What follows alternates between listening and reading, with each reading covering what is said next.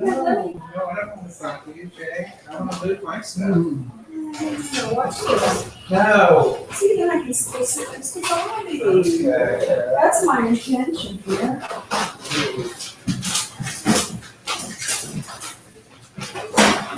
Look at that. Rock full of Maury.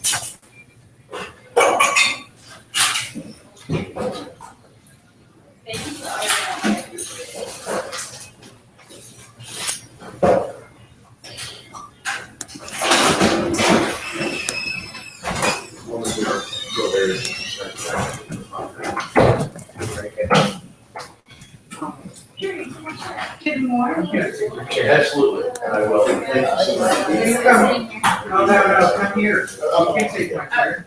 I'm sitting right here. Thanks. Have a You great can day. go up when you can. Where's your worst hat?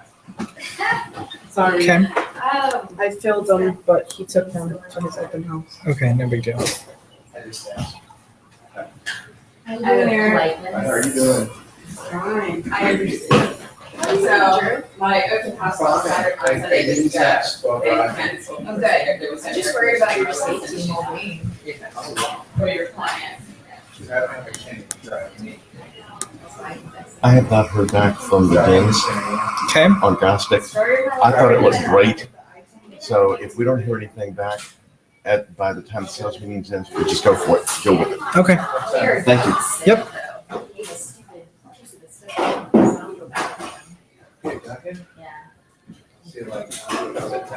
Yeah. I think he's okay. Yeah, that's what I figured. Pretty sure you're gonna throw up a little stuff. Lobster leg.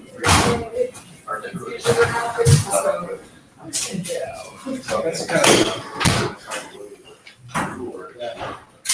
There are some liabilities having a large job. Yeah. What's the matter with that, baby? Oh, yeah, it is. Are you ready to wait, Megan? Oh, yeah. Just not yesterday. He's done it before. It just. Now feel bad for them. Put it there when you could be flying around. Then we know. Yes. No, it's not food. Yes, it is.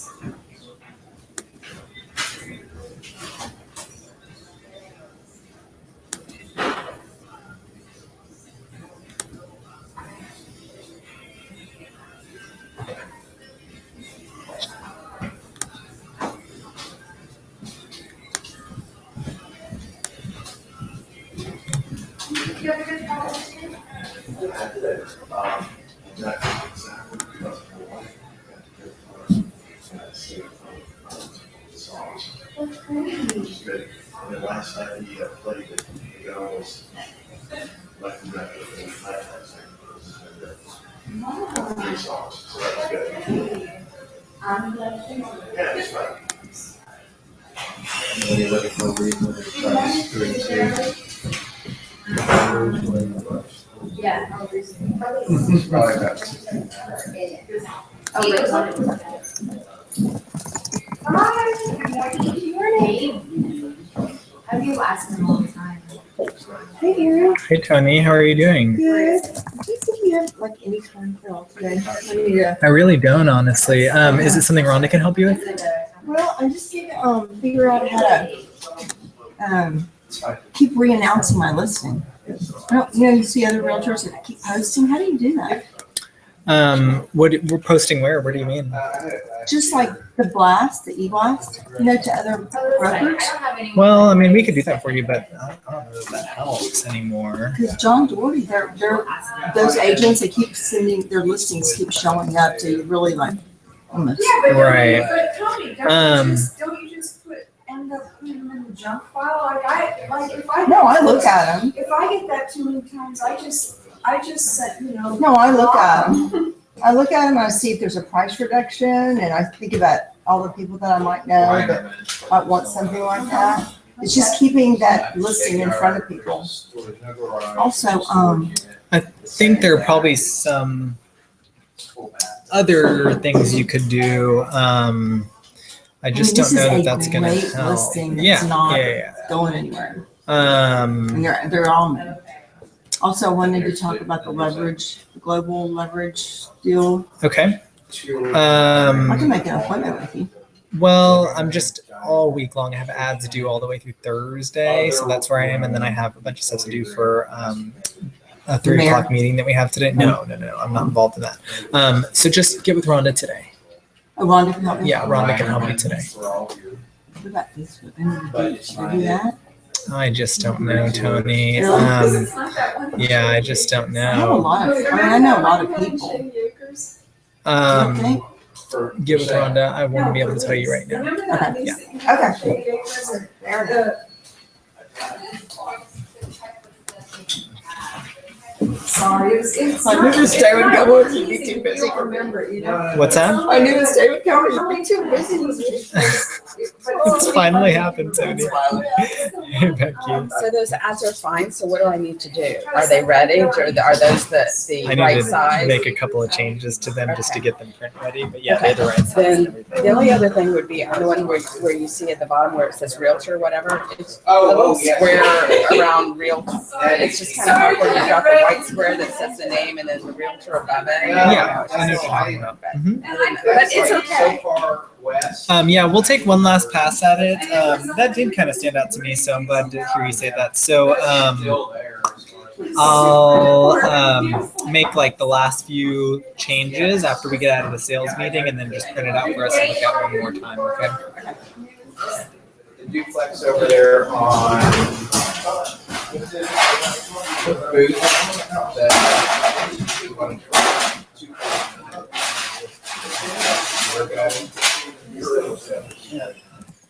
So, they now partially Chambers County.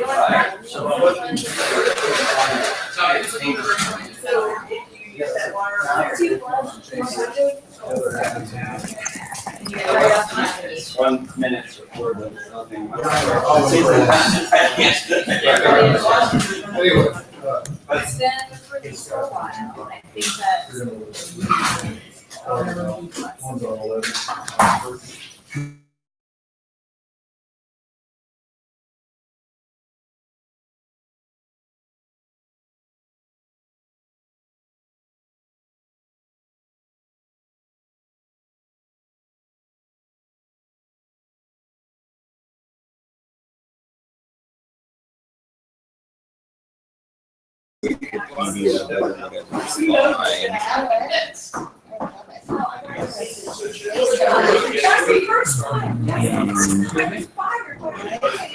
Dictionary. This right here is probably where we want to go. I don't want to get too complicated. I just want that simpler. Go back where you were. Can you? This one little paragraph. When the mother did come in, I mean, but it was, they were, it was the next day, I mean, no, there was no showing that I missed because of. Yeah, just that little description. This one unit for about 7 minutes and then got out on the plane. So I don't know where we want to go with that other stuff. If we want to do that farming and all that sort of stuff. You pull up the maps, I can talk about them, I guess, or blow that off for another time. Let's blow it off for a minute. Okay. All right, then. Yeah. I made an appointment. And I've got full size, I mean, I've got full size, I've got full size, you know. Zero, no problem, you know. Center point alert.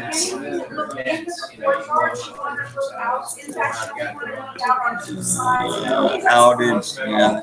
We have a form you can fill out. Yeah, there you go. Alert service. We might pull that up also. Okay. I fired clients before, but I've never been fired. And those people that were just so, they were just so.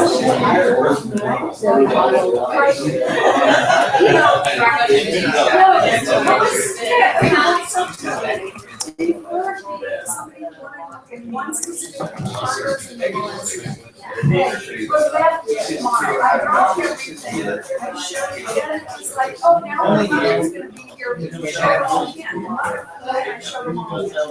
problem. We're gonna have a full. They kept telling me, oh, this is ridiculous. They'll never sell it.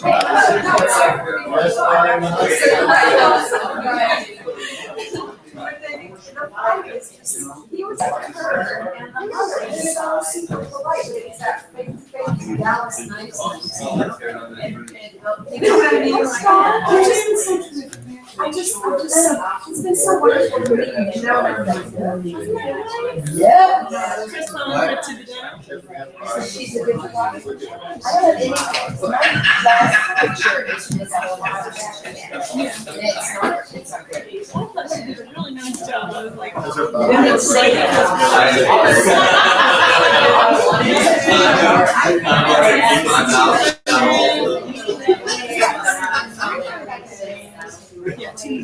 mean, you get I go to meetings every day and ask the same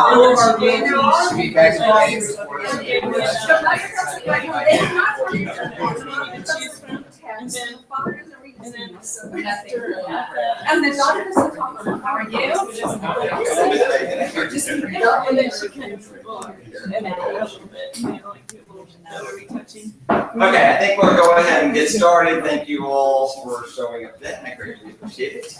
Want to start just kind of with recapping about last week's state of the market. I want to thank all of you that attended if you were here or if you watched the live feed. I thought it was very successful. I really wasn't overly prepared. I wanted to just kind of act naturally. So I had tied in the information about the oil and the stock prices and the oil prices or whatever. But overall, I thought it was a great presentation. If you haven't seen it or would like others to see it, we kind of edited the video a little bit since the live feed and improved the volume a little bit. And if you just Google Boulevard Realty YouTube, you would find the series. We have our own little page, did we decide that that's called? And you would find it right there, and you could send the link to your clients. Several of my clients even texted again today because they've heard it. Someone that was here, I do not even know remotely who that was yet, was here, saw it, and referred their brother-in-law, who's coming in today at noon, to buy a house from you or whatever. So we'll have to figure out who the brother-in-law is when they get here at noon. But we've had hundreds and hundreds and hundreds of people who have now seen it on my Facebook page. I think 400 or 500 people have clicked in it. I went to the River Oaks Country Club to meet the new director of the Parks Board or whatever, and literally Nancy and Richie Kinder said they saw it. James Hosky from the mayor's office saw it. I mean, people were coming up and talking to me about the deal. It was kind of interesting, the number of people and the cross spectrum of people throughout the city that watched it. So I think we will do that again. I don't know that we'll do it every quarter, but I think at least at the beginning of the year and maybe in the middle of the year, we'll do another one of those things, maybe move to a larger venue or something. So we'll see. We may do a quarterly. We're just going to have to reevaluate how important it is to do it. It kind of depends on the state of the market, I would think. So thank you all for coming, and your questions were very good. We can pick up with any of those other things at the end of today's meeting if you'd like. I want to just kind of move into some other information. We are happy to announce today that Mary Ann Terrell is our new office manager, starting effective on Saturday. So we interviewed a large number of people, felt like someone who was within our ranks had a better understanding of how we operate at Boulevard Realty. So she will start on Saturday. She will sit in what was Eric's desk there and will transition. I want to kind of be clear what that position does. I mean, the primary responsibility of the office manager is to be the overseer of the receptionist, whose main job is the appointment manager, okay? So we are designing that position to facilitate agents providing information so we can have a smooth transition of making appointments to our sellers and to our fellow realtors. And the way that that works really well is when we have very accurate information in a timely manner. And when we don't have accurate information in a timely manner, it creates stress either in the office or to the agent community or to the selling community. And so the typical conflict is an agent puts up a sign, immediately the next door neighbor calls pretending to be a buyer. You know that, right? Because they want to know the value of their house. And so they call and they want to know information about a house in Katy.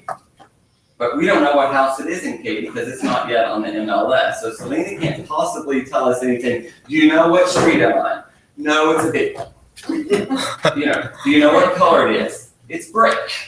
You don't know where the brick is. No, I'm not really sure. You know, is it one story or two? Well, I just drove on. I mean, we don't know anything about these houses, and barely the buyer does. It happens to me all the time. I'm calling about a house in the Heights. Narrow down just a little bit. We got about 300. I think I'm in Woodland Heights. Could you narrow down a little bit? Well, I think I'm on Euclid. Great, we have stuff in the 500 block, the 900 block, the 1100 block, the 1200 block. Could you help me out? I mean, you're gonna have to narrow it down just a little bit. But if you would provide the information to us as quickly as possible, Mary Ann will make sure that the appointment manager accurately reflects the information, and then we can relay it, say, to the realtor community and to the buying community.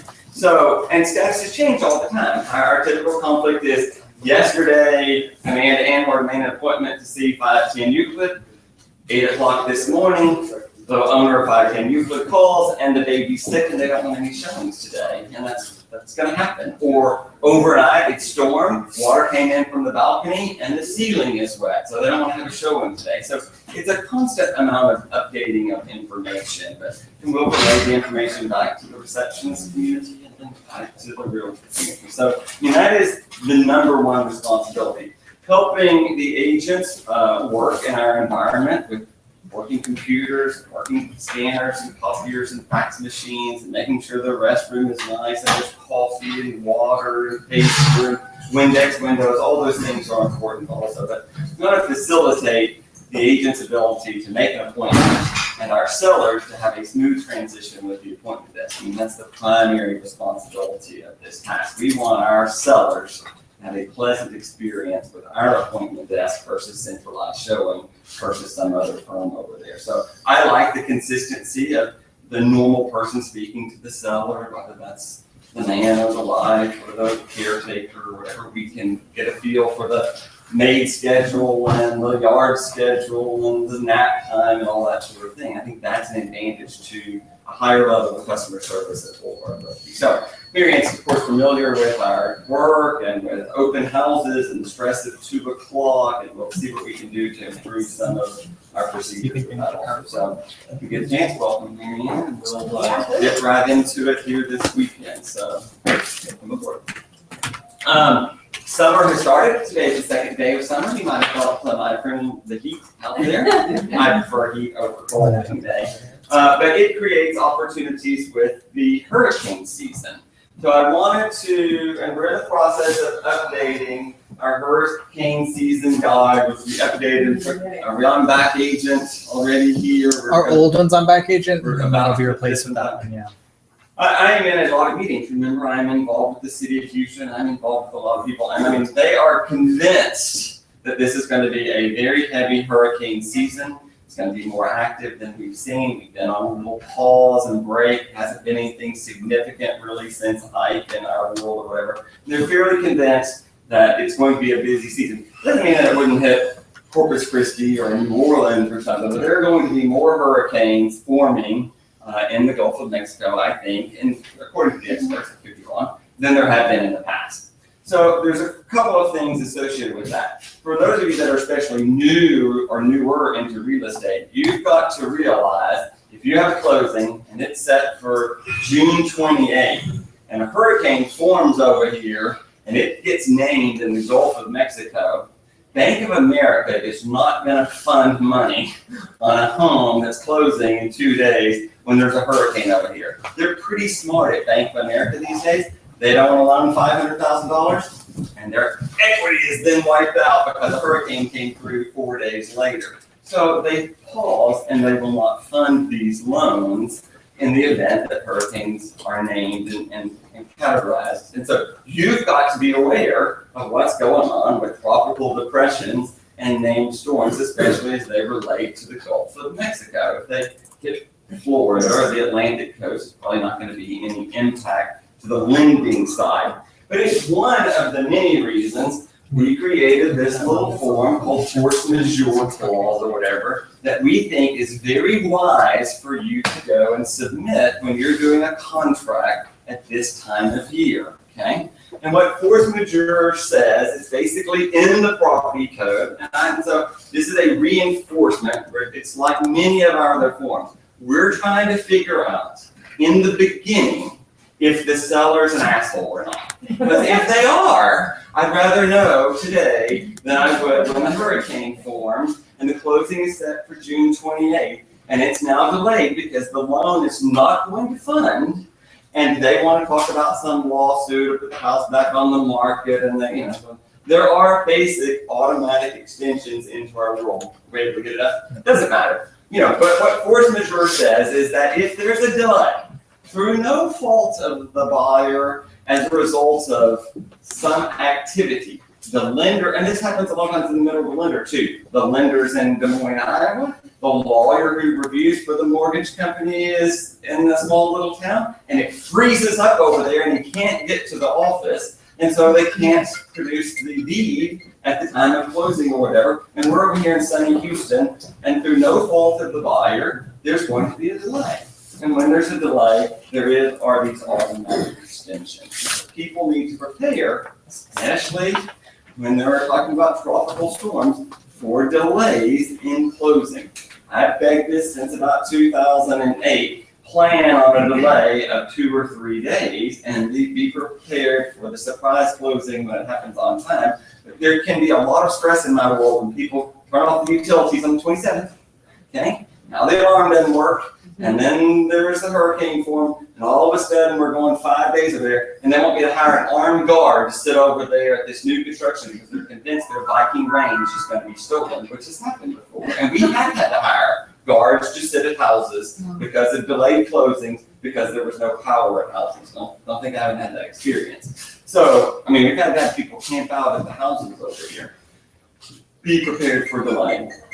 Try and use this form which says if there's no fault of the buyer or as a result of the lender delays or something, that there's an automatic extension of the closing date, which there really already is, but I like to know up front if there's going to be some problem here. So this form's been in zip forms. Don't know if anyone's used it here lately. If you have, great. If you have problems with the other side, it's just nice to know. Please alert me or Rhonda and we'll deal with it accordingly. Can't make them sign it. Just good to know if they won't sign it. Okay? And good to know in the very beginning or whatever. I would get in the habit of signing, especially some form of new construction, when we really don't know when the close date is. It's lingering out there. Hurricane season lasts until November 30th. It's a very long time. And the likelihood is that the hurricanes will be over in the summer. CenterPoint, I went to a major meeting of CenterPoint that had everyone there. They had all the city of Houston officials. They had all the Harris County officials. They are geared up for this hurricane season. So they will bring in 1,100 trucks from people all over. Remember, CenterPoint co-ops with people all over the states of Oklahoma and Texas, and Louisiana, and all over. So they'll be their new system. What did I call it? CenterPoint alerts. It's a pretty good deal. I would think you would want it at your home. I would think your clients would want it. If we're just sitting here and the power goes out at your house, it will automatically send you an alert. If you want it to email you or you want it to text you, you're just sitting here, your power goes out, it'll send you a text message. What it'll do better is it'll give you an ETA of exactly when they think the power is going to go back on. And so you have a pretty good feel if it's going to be an hour or 48 hours, which is kind of interesting to know also. And then it will text you and send you the alert when the power comes back on. It's a pretty good system. I like it. I think it works really well. They've worked very hard to perfect it lately or whatever. But especially maybe if your client is out, say we have a house and it's for sale and it's vacant. Your guy lives in California now or whatever. It'd be nice if they got this alert also, because we don't want to come and show a house 5 days later and the refrigerator smells because the power's been off for 3 days or something. So it's a pretty good system. Yes, Jim? Yeah, just a reminder, I can't remember what hurricane it was, but there was a hurricane that was just going to smash right down the center of Houston.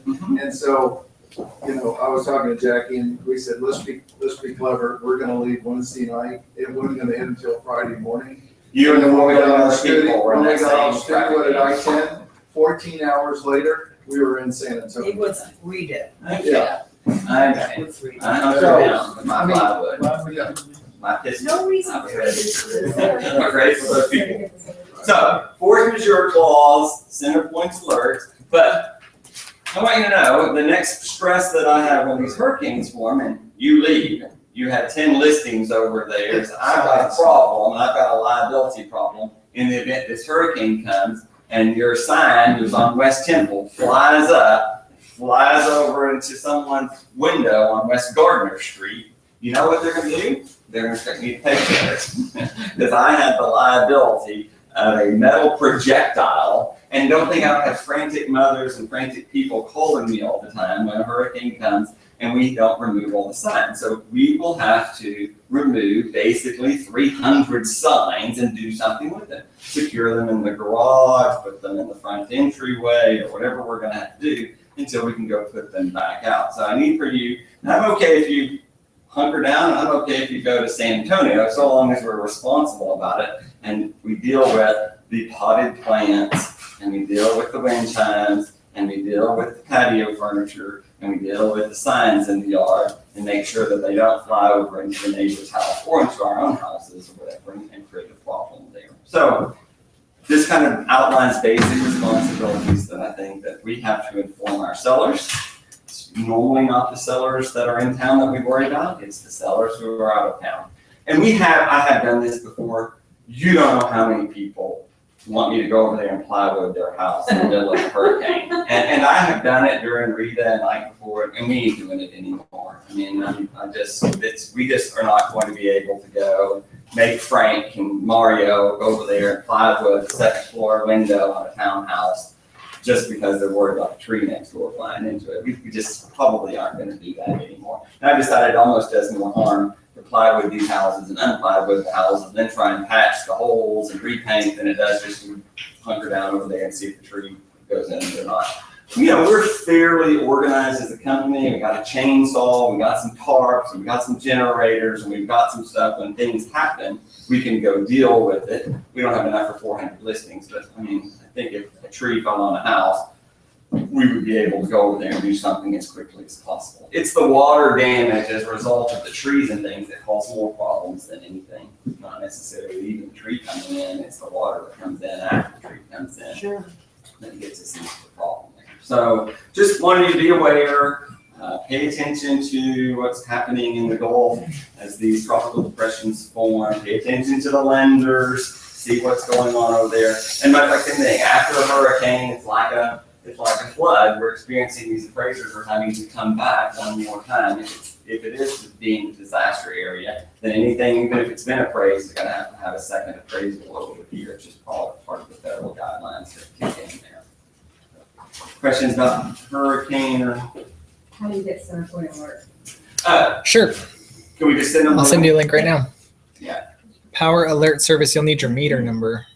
They'll yield to you on there. I didn't provide mine either. They were able to look it up. Took them one extra day, but we just sent them the address. It's on your bill, whether Yeah. you get it online or whether you get paper, the meter number's on here. Perfect. So are we gonna send them a link? Yeah. For that? Mhm. Okay. Because all the meters are now, like, they're wireless. Do I know? No, meters are all wireless. Yeah. Yeah, smart meters. Okay, what else is going on in the world? I really just wanted to open up for some questions about what's going on. A couple of people have commented, like we had another instance yesterday where a lawyer wanted to represent themselves. So let me just go over how that works. I just want to hit some highlights of things that might be issues at the firm. When we enter into a listing agreement, Boulevard Realty, I'm the broker, you're an agent, you're going to take a listing over there. And if you explain, the whole listing agreement, there's certain responsibilities that they have. Produce a seller's disclosure, make sure that it's accurate, updated in the event that a contract falls out and you had an inspection and you have to redo the seller's disclosure, that sort of thing. You're going to have to explain the whole listing agreement and what it means and what it doesn't mean. And when you get to the part about compensation, you can check the boxes. And our firm, Boulevard Realty, my firm that I own, requires you to only cooperate, which means we're going to share our compensation that we've entered into the agreement with the sellers, with individuals who are members of the Houston Association of Realtors and subscribers to the Multiple Listing Service. because the compensation that we're offering is only determined through the multiple listing service. That no one else would know what the compensation that we're offering if we didn't have the multiple listing service. So we put that compensation on the multiple listing service for subscribers of the multiple listing service, only for subscribers of the multiple listing service. So while lawyers in the state of Texas can legally represent themselves in the state of Texas, provided your listing agreement allows for that, we do not allow for individual attorneys to represent themselves. We don't, so that's one thing. We don't allow them to represent themselves. And two, we don't compensate them. There's two different things going on there. We're only going to compensate individuals who are members of the Houston Association of Realtors and the multiple listing service. So if you're licensed in Abilene, Texas, and you have a Texas real estate license, and you can write a contract for a property in Chambers County or Galveston County or Fort Worth, you can, but it doesn't mean that it has to be accepted or that you're going to compensate with them. So when little Johnny's mother's in Abilene and she wants to represent her son who just moved to the Heights or whatever, and she wants to get compensation for it, we don't compensate little Johnny's mother because she doesn't have access to the multiple listing service. She can't provide comparables. She can't let them in the door, doesn't have a super key, can't meet the appraiser, can't meet the inspector, can't bring over any individuals for repairs. They don't have access or permission to get into that house. More importantly, they don't have to follow our code of ethics, okay? They don't have to follow any rules or regulations, nor do they have any experience with the comparables of our marketplace or whatever. And I know from experience, and my insurance company knows from experience, that leads to lawsuits. It generally leads to lawsuits after the closing. It's not even during the process that we enter into the problem. It's after the sale. These lawyers who have a law license and these agents who are from El Paso or Marfa have no experience into our marketplace, and our sellers tend to get sued later, which means we tend to get sued later. And because our listing agreement wants to limit the liability of our sellers and of Boulevard Realty, we don't allow that, okay? And so we just have to tell people right up front. We tell our sellers, we are only going to cooperate and sell houses and share our commission with people who are members of the Houston Association of Realtors. Back to the lawyer deals. It's same as a doctor. I can pass. I can graduate from the University of Texas Medical School, and I am a doctor.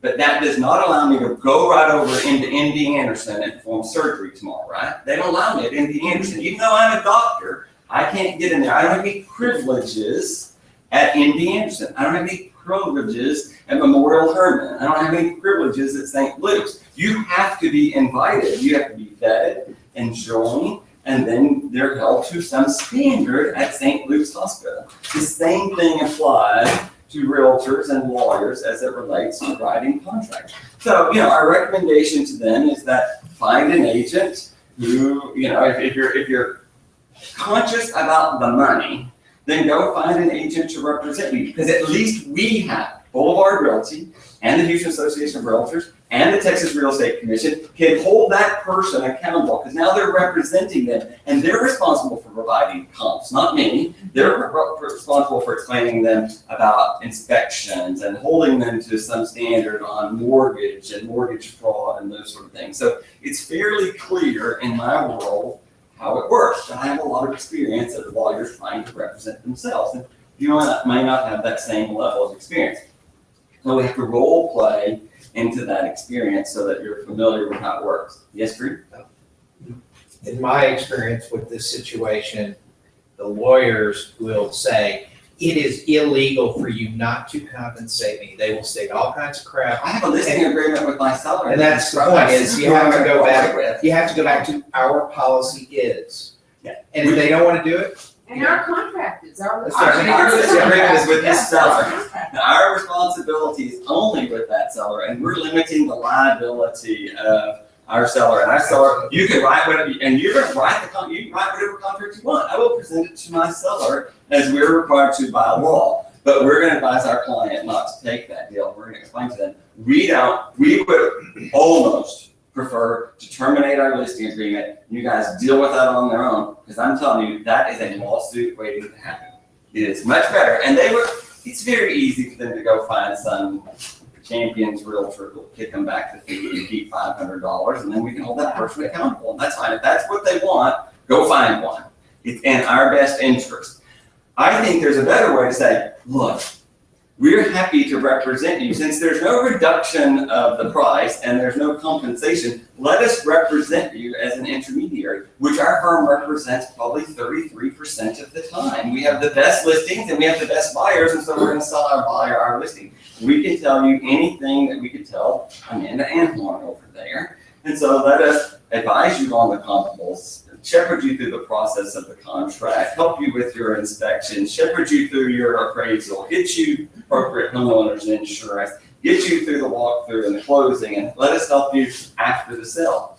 I think if you explain it thoroughly, then most people turn around and do it. And if they don't, they probably weren't going to buy the house to the person. One more time. If they're a total asshole when they're trying to make an offer, they're an asshole when they get under contract and during the inspections, during the walkthrough, and the day of closing. And if we want to go down that path, I mean, just be well aware of what it is that you're getting yourself into, and make sure that your seller understands that they understand what they're getting into. Yes, Jim? Yeah, the younger attorneys, they just come in and this is how they're thinking.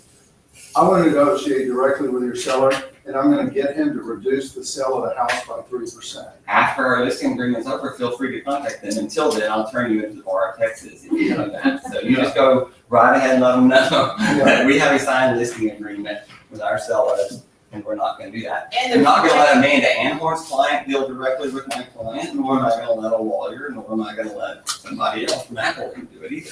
And there's also a protection period in the listing period, so they contact them after your listing terminates or expires.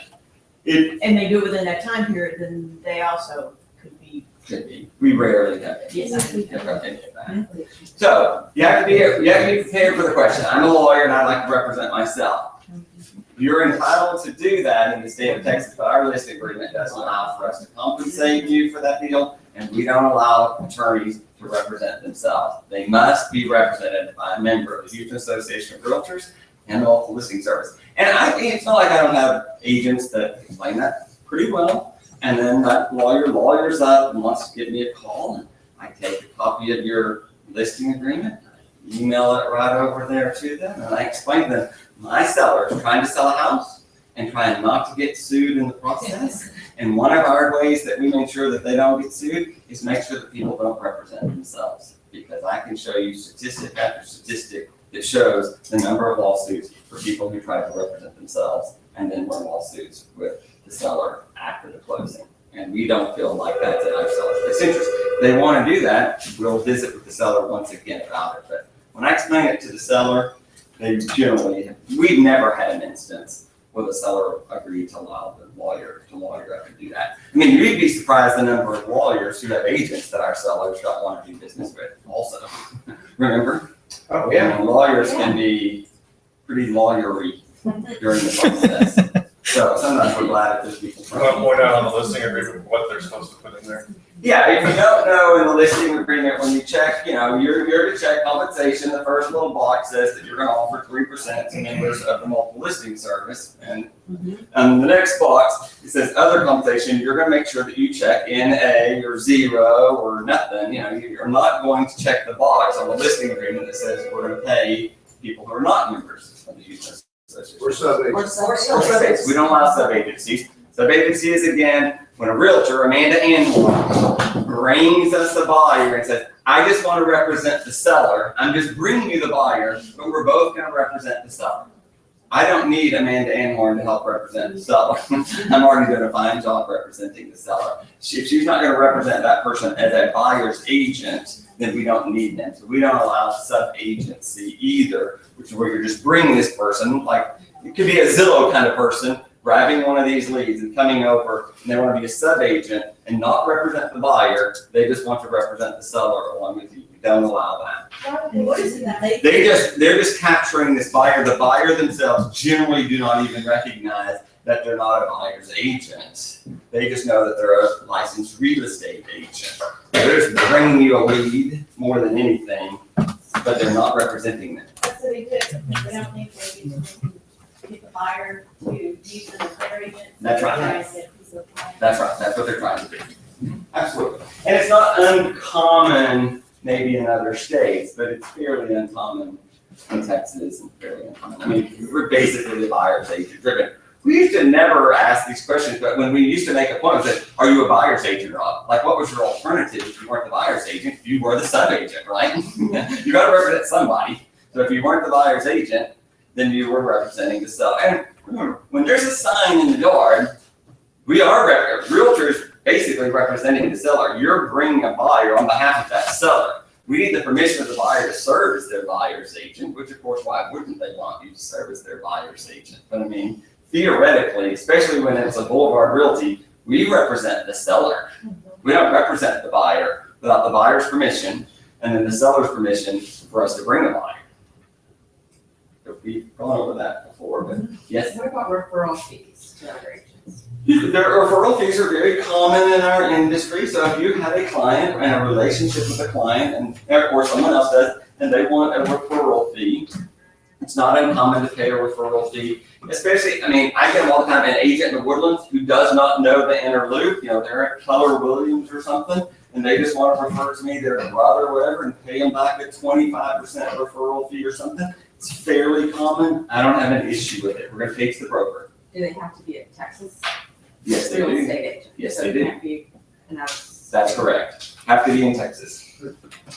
So just, Have to be in Texas. this. We have yielded from time to time for an out-of-state deal. So if the broker contacts me, which leverages an out-of-Texas deal, we will pay a referral deal. But for you to just get a random call, okay, they can be out-of-state. I probably misspoke that. I mean, the most common is inside the state, someone's mother, but typically a relocation company or referral service like Leverage, or there are plenty of them out there. We will cooperate with their brokerage if I have some relationship with their brokerage company. You know, I want to vet them to make sure that they're real out there. Or how it happens is somebody's listing a house in St. Louis and the people are relocating to Houston, so that agent wants to find a Houston agent, Yeah, right? I mean, absolutely. that's the way Absolutely. that person's. And then there's the whole relocation company, which is another whole deal in this part. Cars, Right, Brookfield, all of those. And I mean, it's 37 to 42.5% these days. Yeah. They want even more. But you know up front before you do. You can negotiate a little bit. You can negotiate a little bit. It's not even the referral fee, it's how much trouble and how much work do Yeah, they that's put you through. Yeah. You know, and it's, the stress of it is, they, you know, so we'll have a relocation company, we have 30 days to sell it under some period, then after that, well, then they want, you know, they want us to put the utilities in our name, can't generally be in the agent's name, they have to be in the broker's name, we just had this with Amber's on 16th Street or whatever. You know, and so you're going, so we have the utilities in our name for 6 weeks, and you go to closing, and they want the final bills. Well, I don't know what the final electric bill or water bill or gas bill is. I haven't gotten the bill yet. I don't want to turn it off before closing because the Lord knows there could be a delay in the closing, right? You know, so it's stressful to figure out. But you've got to turn these bills in 3 days before closing to get them approved. How are we going to turn the final bill in for mowing the lawn, cleaning the house, and because they haven't moved out till the day before closing? You know, it can be a little stressful. Sandra and I have learned to work our way through these estimates. Give them something. Generally works out fine. And you lose a couple $100 a year there, don't worry about it. It's the amount of paperwork they make you do every week. You know, these broker market analysis BMAs every week of every activity. But, you know, some of them are more difficult than others. The ones that are just straight referral, like the leverage thing, those are much easier. Have you ever tried sending one of the market insight reports to one of those relocation companies to see if they would accept them? They might. No, I've tried. Like, Generally, they like their form. I know. I make referral fill out. To a T. Because when you don't fill out one thing, they kick it right back to you, and you know, you have to put something in that field, and so that's why we haven't had as much luck with that. What other questions have we got going on? Yes? It's perfect day for questions. So I saw something that if you're a licensed agent, now you cannot send an assistant or anybody to go in the house. Well, you've never really been able to do that. So you can't, if you have a licensed assistant, they need their own Supra. If they have their own Supra and access to the MLS, your assistant, who's a licensed agent, can go show a house. I can show Brandon can go show Heidi Dugan. But if Arturo is not a licensed agent, he can't use my Supra and go show Heidi Dugan's listing now. We've never been able to do that, even though we cheat a little bit. So for our listings, so let's just take ours, we generally make mine specifically, we make an extra key for all of our listings, and we make sure that my sellers know that Arturo, who is not licensed, can go show on my behalf. He's not using my Supra, he's using the key that the seller provided me, and he shows on behalf of me all the time. And Ginger can go show for me all the time, my listing, okay? And she can read what's on the multiple listing sheet, and that's it, okay? She's not allowed, if it's not on the multiple listing sheet, don't say it. She can't answer why are they selling. She can answer how long it's been on the market, but she can read by their days on market and say 37. But you have to be very careful what they say. But they've never been able to go show using your Supra. MLS is a for-profit entity of the Houston Association of Realtors. They want the money from the Supra. And they want those people to be trained to follow the I protocol. thought it was a new truck. It's always been the rule. Yeah. It's always been the It's rule. been the rule for 13 years. It's always been the rule. They just changed the language. This is like, I think this is what Becky's talking about. They just changed the language to say they can't even unlock the door. That was like a couple of That's weeks someone ago. else's listing. An unlicensed assistant can't open the door for your clients. So it's like, before it was you can't show, now it's you can't even unlock the door, open the door for them. They can show my listings, but my listing wants Ginger to be able to show it. Ginger just can't use my Supra. But Ginger can't go show with my Supra somebody else's listing. Meanwhile, there's these companies that are trying to allow people to punch in a code and get to see properties unaccompanied. No.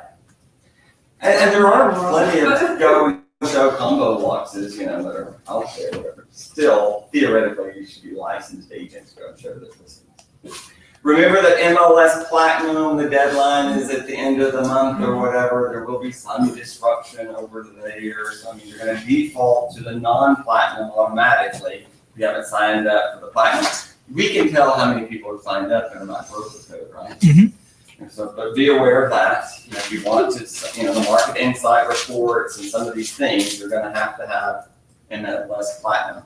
Any questions on that? I go to a lot of meetings about that also. Where agents are upset that MLS is making more money, from this than they did before. And the reality of it is, this is the Justice Department making sure Comcast can't make you get HBO and Star Network and the Volleyball Network. They have to give you a basic package and let you opt into more. And MLSs are the same thing. Do what? There's a volleyball. I know. Is there a Star Network? There is a Star Network, because they're actually my deal is with Star, the Danish girl, the Star Network. So there's basic package and the enhancement package. I would think if you're a full-time realtor, you would need the enhancement package. We did approve at the MLS meeting last 2 or 3 weeks ago the Supra exchange, which will be in November. It's a 1-for-1 exchange, no real deal. They will give us a window, about 15 days, in order to go exchange all of our Supras. It will be a headache. We'll have to take every Supra, and then we'll have to go over there and go to the George R. Brown and exchange all those Supras for the new Supra boxes, and then put them back over there. And then all the fobs will go away. You won't be able to use the fob anymore. It'll be Bluetooth activated or whatever. You hit the little bottom, the Bluetooth kicks in or whatever. It will preserve the life of the battery. We will have a demonstration well before it happens. I know. Kind of scary. I really know. I like the boxes. They're a little heavier. They're a little wider. I think that they're going to be better. There are some enhanced features that we may use. We'll have to get with Marianne, make sure that we're organized. But it'll be interesting. There will be a penalty at some point. There's always some lingering Supras that are on a listing, that are on the back door for a year, we find them, whatever, there'll be some penalty at some point for us if we I don't saw one find of them the all previous things. versions somewhere out, booties. We did this about 8 years ago. The transition's pretty smooth, I think, or whatever. But it will be just a phenomenon, so keep that in mind. We'll use some interns and Mario. I mean, when you can bring, when we get it organized, you can try and bring yours in, but we know that we're going to go out and round them up over the course of the week or two. They'll do it, so they'll announce the time. There'll be a Clear Lake location and a Woodlands location. Our closest location probably will be the George R. Brown. And B Boulevard will be, from Tuesday from 8 to noon or whatever, it'll be organized like that. But in the event that we don't go during that time, you can go another time. Keep in mind that will go on. What else is going on? MLS advisory. The new, so MLS Platinum, Supra's spring of 2017, certainly the new MLS will kick in, so we'll be playing with that. Don't want to get too confused about that yet. So are they gonna sell the old Supras to a third world? We can exchange them. Most, I don't know what they'll do. Most major cities have switched over. Austin's already switched over. Dallas has already switched over. California's switched over. The East Coast has switched over. We're the largest holdout. We're one of the larger MLSs. Remember, a lot of cities have multiple listing services, so we're kind of the last one. And I think MLS wanted them to work out the kinks of some of these things in some of the smaller MLS areas. So I don't know what they're going to do with those. The batteries are dying, and I assume they just recycle them somehow because it's easy to redo. So Cynthia and I went to a presentation at the, I'm switching subjects, sorry. Went to a presentation at the Harris County Flood Control District last week, put on by another mortgage company that we named. And it was really very insightful. They're going to send us some links that they shared with us at the presentation that I will then share with all of us. One of them that most everybody probably uses, the Harris County Flood Education Mapping Tool, to see whether the property that you're looking at is in the 1% or the 0.2%, also known as 100-year, 500-year floodplain. But they sent us some other links that talk about that, including one of them that's really pretty cool. That's you can watch if the storm is actually taking place, so you can see how much rainfall is coming either in your area or in a particular area that may be concerned. They did mention that not just phenomenon in Houston or whatever, but that if you are in an area where you're getting 2 or 3 inches of hard rain in an hour, the streets are going to be flooded, and it may come into your house. That you just have to expect that. That's just heavy rain and 2-3 inches in about an hour. So and I watched part of it at Oak Forest last night. The intersection just off of my street filled up so fast. It was really pretty incredible. But they also talk about, just make sure we mention they're trying to change part of our reference to the 100-year floodplain and the 500-year floodplain really to 1%.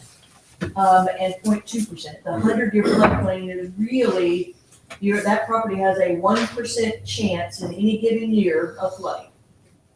Right. And if you're in a 500-year floodplain, it's really a 0.2% chance in any given year of flooding. And so they're changing part of that language. You'll start seeing it change in some of the maps, in conversations with insurance agents, and some of those things will change. They also talked about how they've recently, I think, just about completed the Sims Bayou plan, whatever that they were doing over there. That will change some of the flood insurance rates and how those are calculated, whether in the 1% or the 0.2%. And the Braze Bayou Project Braze is actually scheduled to be completed in 2020. We're going to have 7 more years. It's all tied to the funding. Yeah. They only do the funding 1 year at a time. So that's why it's been delayed already a decade, because it was approved, but not funded every time. Right.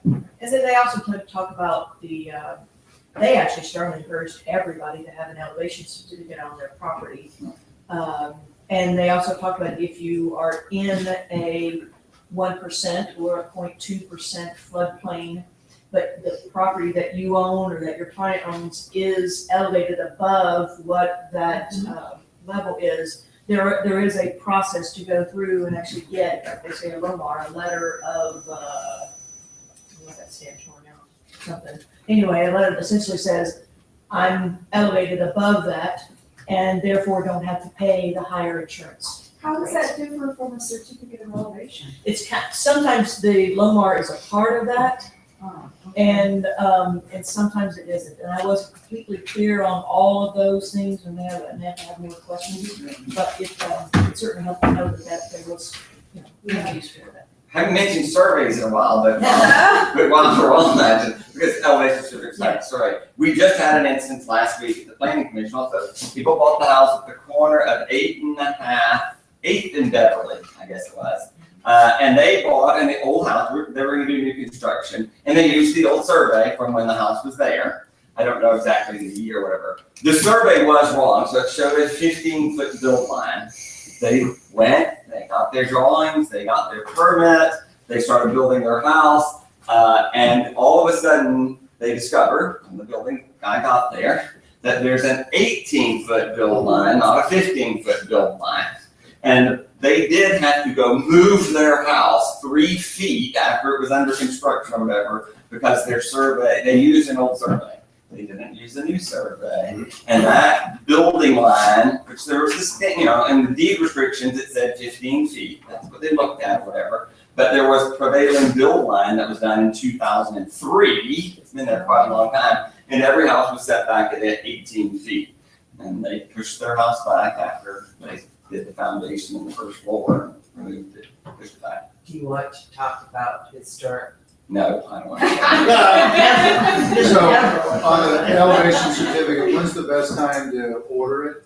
Where's the start at? How much does it cost? $200-300. Yeah, it can cost 500 more than the other. It just kind of depends on how big the property is and everything. It's been averaging a little more than 2 or 3.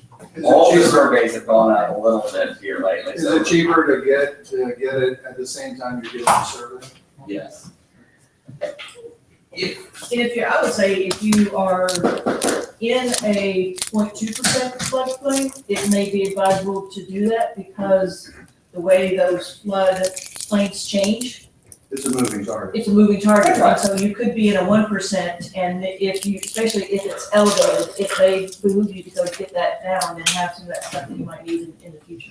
And what's flood insurance cost? It just depends. I mean, so the minimum flood's about $437 today. So if you're out of the floodplain, even Wrightwood, where the garage floods 3 times in the last 3 months, the flood insurance is only $437. The house itself is out of the floodplain. If you're in the floodplain, I mean, remember, we're still subsidizing these rates, so it could be $5,000 a day, but it could be $17,000 tomorrow. And what's the timing on that? So they've got they funded only about 1 more year. The last time we really had the conversation, they added enough money for about 18 months. We've got about 1 more good year.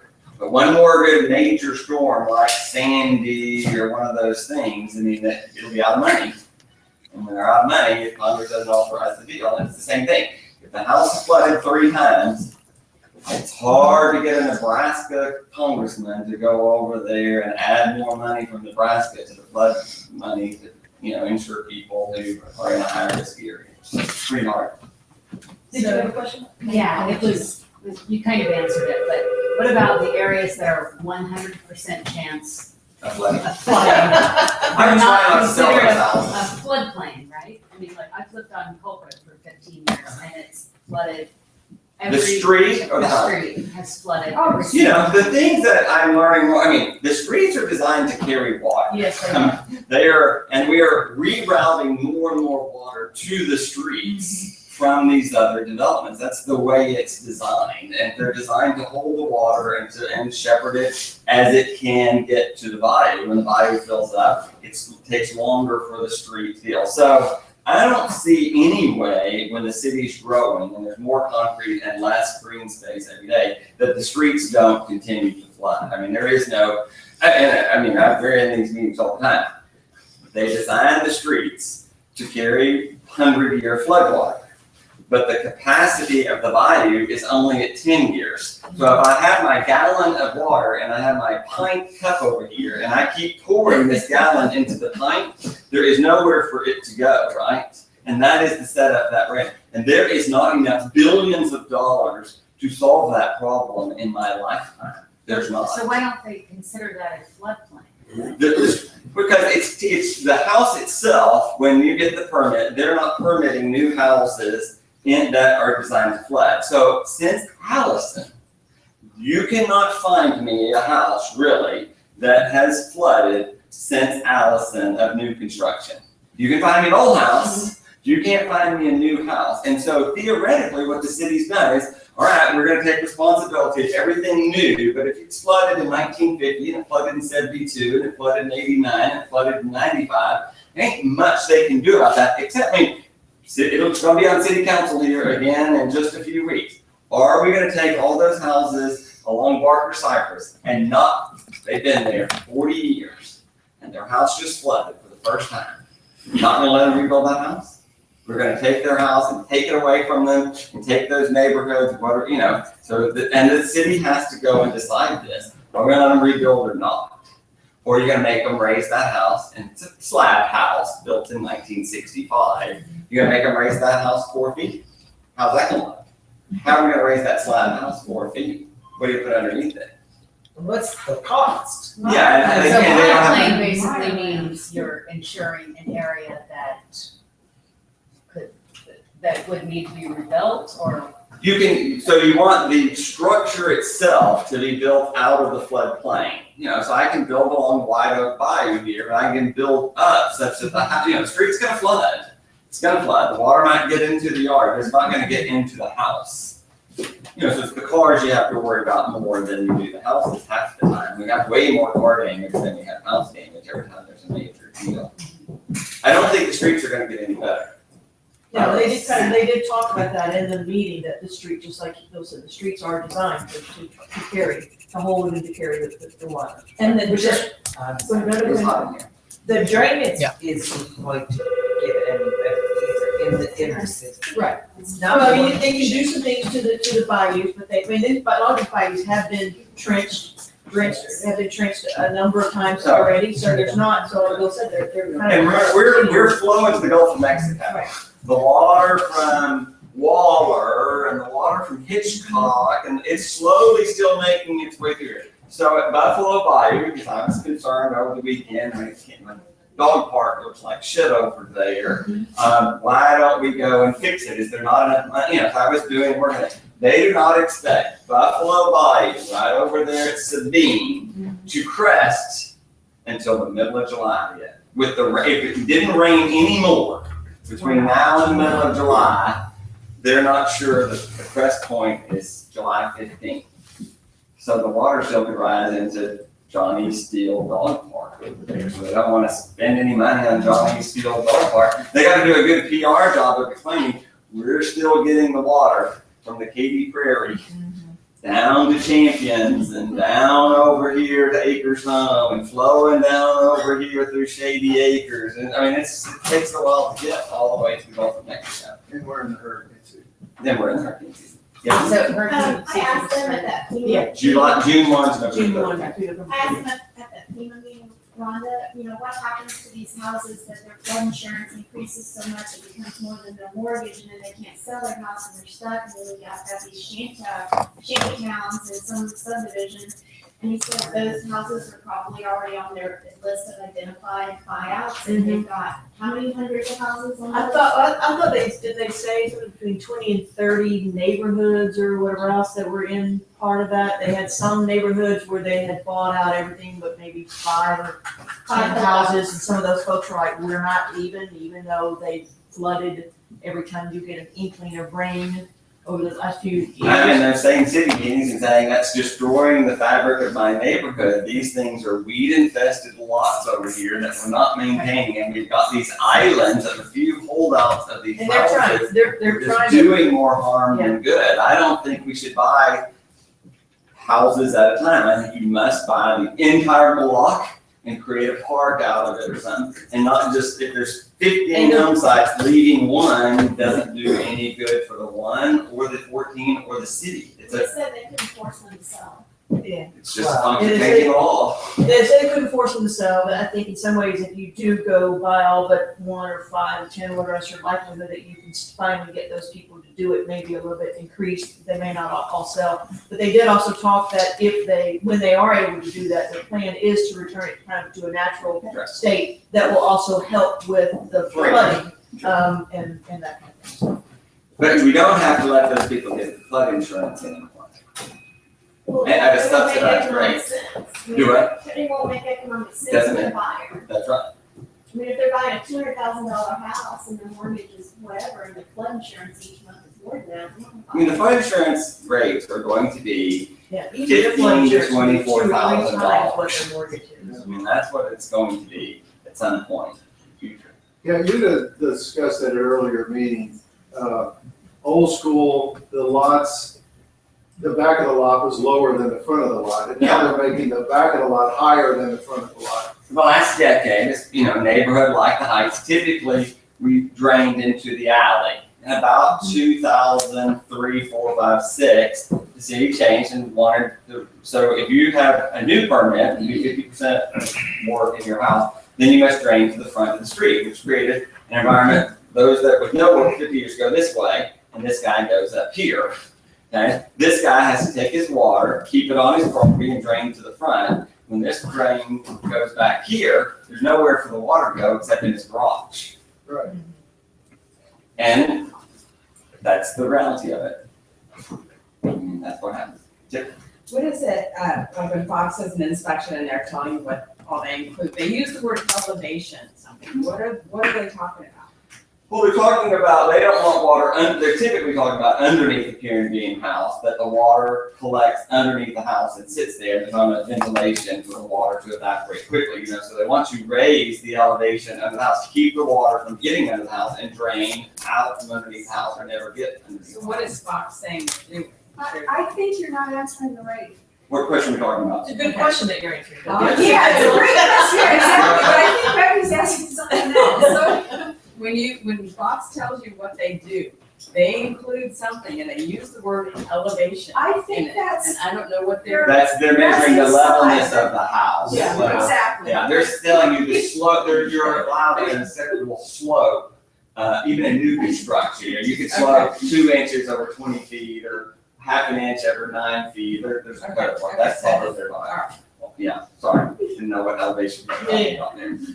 On the historic district, I don't want to get too caught up there, but the design guidelines process is started. The first real meeting of the select group is next Tuesday.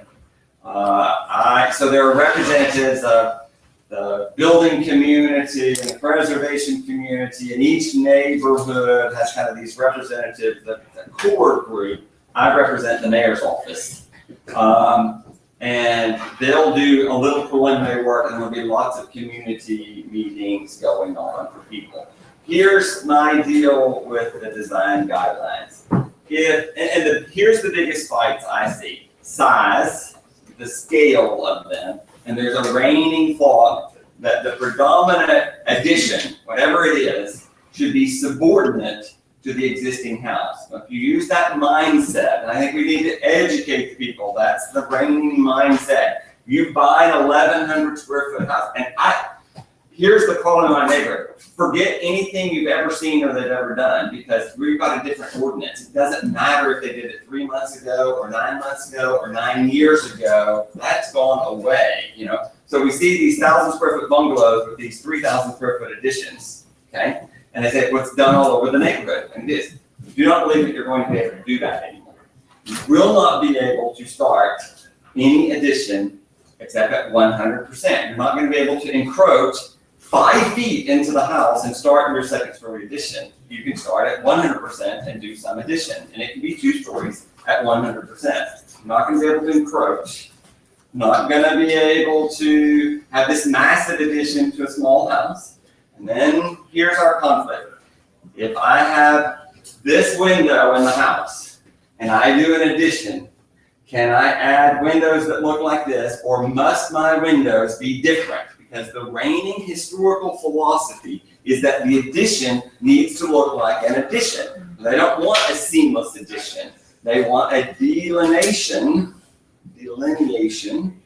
between the addition and the deal. So if you have 2,000 square foot house, you do a 600 square foot addition. It doesn't mean if this is wood, this has to be brick. Doesn't mean if this is 117 siding that it has to be 105. But there will probably have to be a line, a trim piece, a different ceiling height. They want the addition to look like it's an addition. Okay, it's a conflict. So these design guidelines are supposed to clarify this.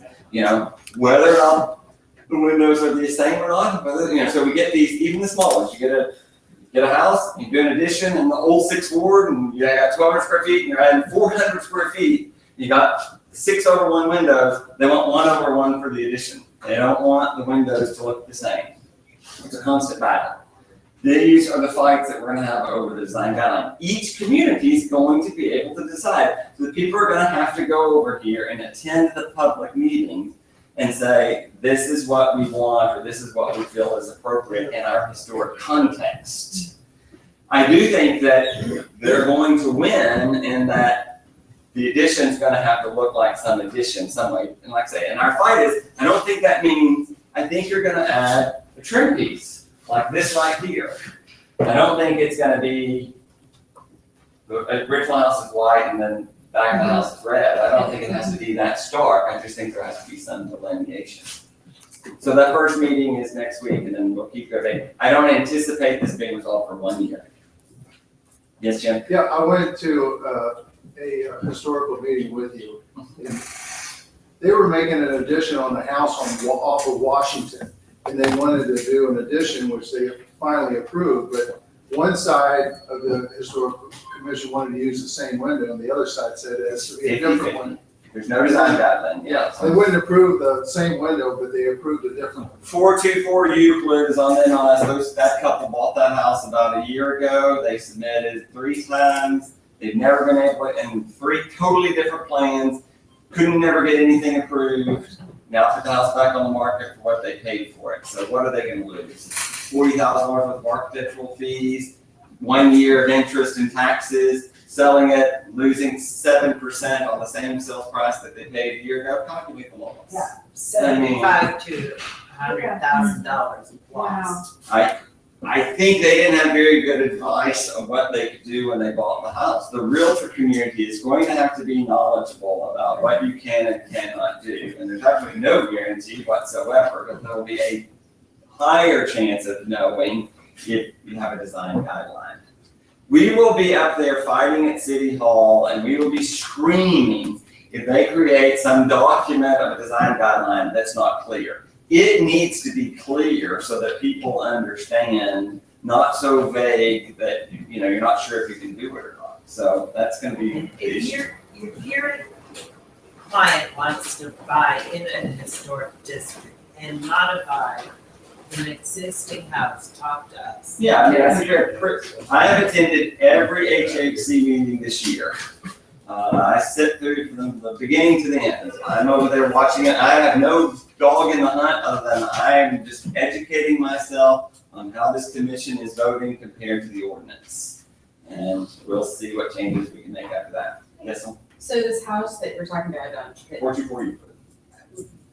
What did they want to do? They want to do a master bedroom and 2 additional bedrooms for their kids. They want to live in Woodland Heights. And the first drawing that the historic district wanted was a massive addition, much like 510 Euclid, that went to the 3-foot build line. There was no backyard. Your kids have nowhere to play. So they drew that, and they don't like that.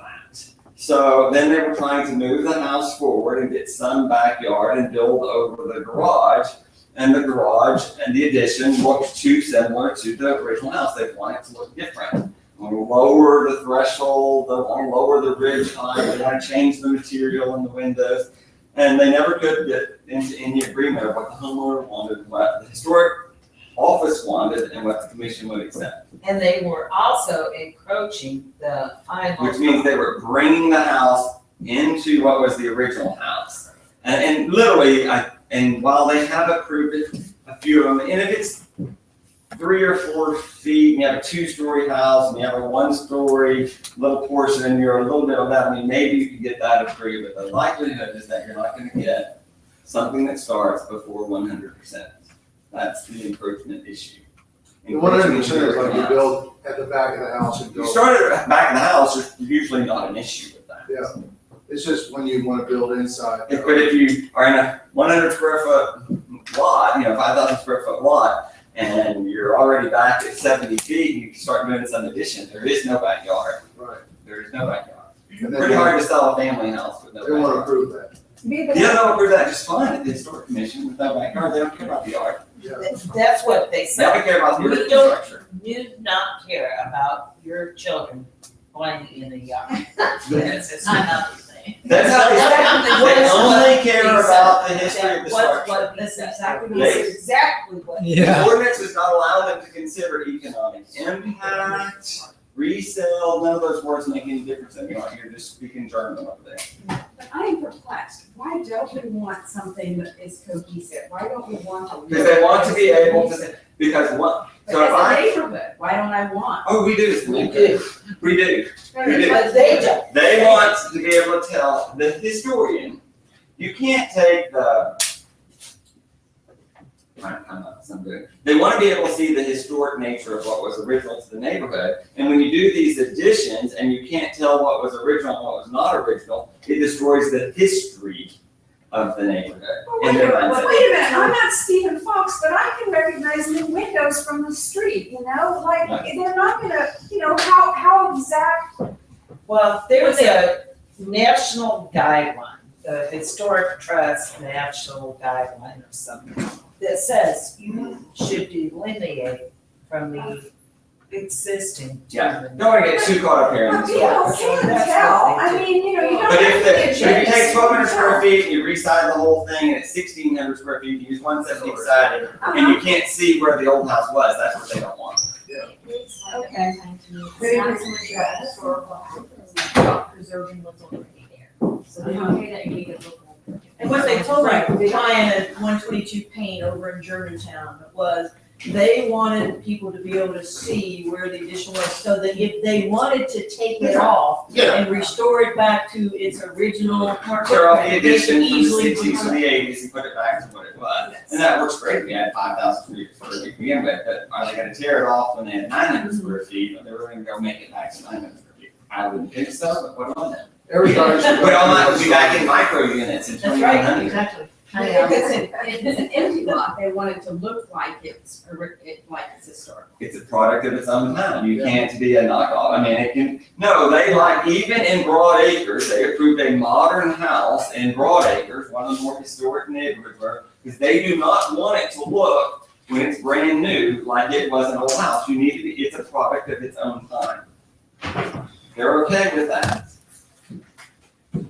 It has to be in keeping, so it's Then why really, can't it be a Victorian? because that diminishes, it's a fake, it's a knockoff of something, so it wasn't original. That's not its own time. That's another time. For Victorian. That's right, that's not of its own time, that's of a previous time, so you're trying to take Monticello and put it back over here and be a fake Monticello, they don't like that either. So what is our time? Well, it's 1815, Portland or whatever, slightly modern craftsman is accepted just fine in this neighborhood. They're all agreeing on the neighborhood. But you could have a metal house in Freeland, you could have a metal house over there in Germantown, you could have it could be at some time, it could be a modern stucco interpretation of an older house. But you know that it's not an old house, you know it's new. Everybody should go to a historic. Or you can watch the videos if you don't want to. No, but I mean, the people the two haters on the historic committee are both architects. And they just send their team. If you still in a historic district, you just need to kind of be aware of what's going on, not ask someone. Well, that's like, that Marty now has a sign out in his yard. What's it say? It's something, a variance, he wants some kind of variance. Is the online question? No, he wants, an HAC certificate. He has a non-contributing structure, so he's just doing something to his non-contributing structure, which is weird. usually not the problem. All right, any other questions of the marketplace or any questions, things coming up, summertime, hot out there, AC start failing, you gotta pay attention, that's what, gotta keep your listings, the yard up, they gotta keep them, all this rain, you gotta weed eat, I had weed eated last month at my house, it's another $600 to go weed eat again, but I mean, it's just, there's been so much rain, you gotta keep it up going. I think people are more particular, I think that there's a lot of listings out there, and so I think if you wanna sell your house, you're gonna have to make yours more attractive somehow. You gotta keep it up nicer. Don't have seller fatigue. That's the marketplace that we're in. Been trying to sell for a long time. Now they want to, let's raise the thermostats up. It's 95 degrees in there. No one's gonna linger in your 3-story townhouse. It's already sweaty by the time you get to the 3rd floor. So I mean, you gotta be a realist if you really want to sell it. It isn't gonna happen by happenstance. It has to be a calculated effort, I think, these days. Okay, that's all. Thank you very much. Did y'all make your offer?